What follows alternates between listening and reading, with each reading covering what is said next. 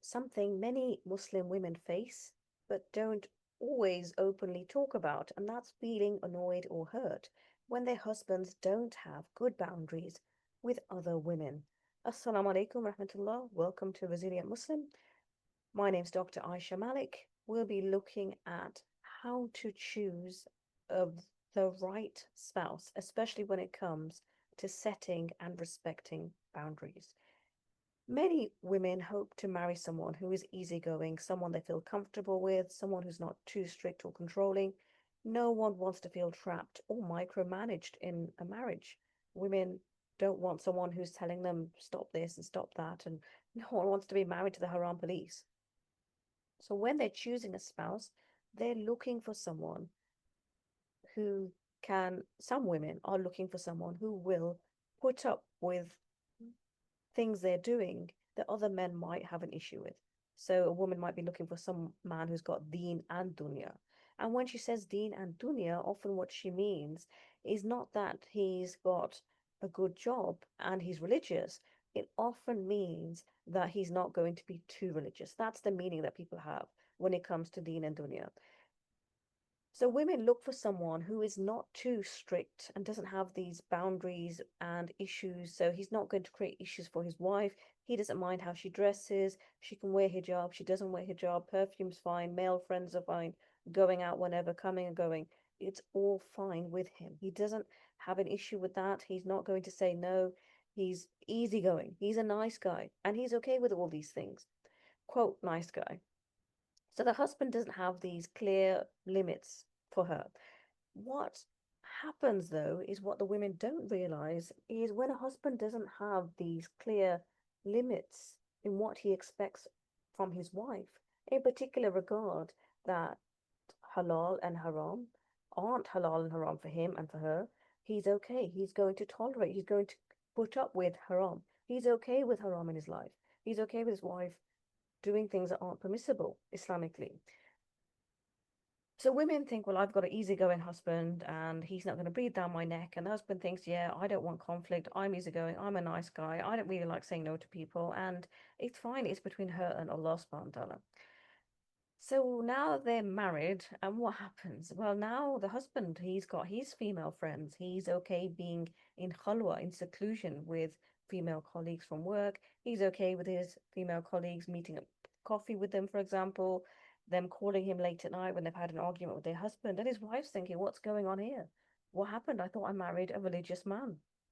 And he's okay with all these things. And what people don't realize, what women don't realize, is when you choose a man who is easygoing, quote, easygoing, and is okay with haram, whatever haram you're doing, he's also okay with haram for himself. So his easygoingness is not just a reflection on how he's going to treat you and what he's going to expect from you, it's also a reflection on his own boundaries, his own level of accountability, his own level of integrity, Islamic integrity. And so, well, why should it be a problem now? This is what the wife wanted, isn't it? Didn't she want someone who was easygoing, lax, and okay with haram? Well, no, she was only okay with that for herself. Do you see? Now, she might be someone that doesn't really talk to men. She doesn't have male friends. She doesn't deal with them. She thinks that's somewhere you just don't go. So she's surprised by him.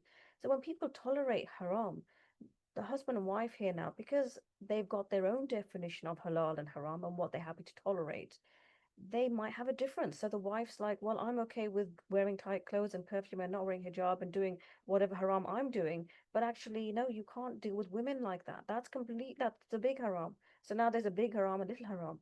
And the husband's got his own harams. Well, no, my big harams aren't dealing with women like this. My big harams are not meeting up with women. I mean, I'm just meeting up with my friends for coffee. She needs someone to talk to.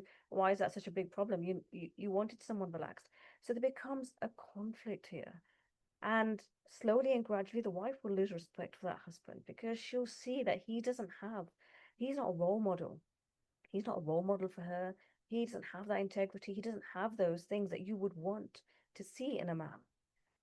This needs this needs some thinking. So women need to think before they get married exactly what are they looking for. It might be nice to have a lax husband in some ways, and maybe that it does serve you, but it also comes with a price. And then you've got women who are looking for religious husbands, even though they know it's going to be difficult in certain ways. They're going to have to give up certain things, they're going to have to change certain things.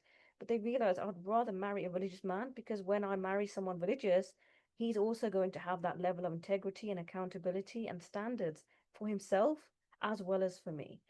I think this is an important topic. I think we need to discuss it more. I think we need to think about what it means when women are looking to get married for Deen and Dunya. When I say Deen and Dunya, I don't mean the husband shouldn't, we should look for a husband who is providing. He should be successful in the dunya. He should have a job. He should have an income. That's all fine.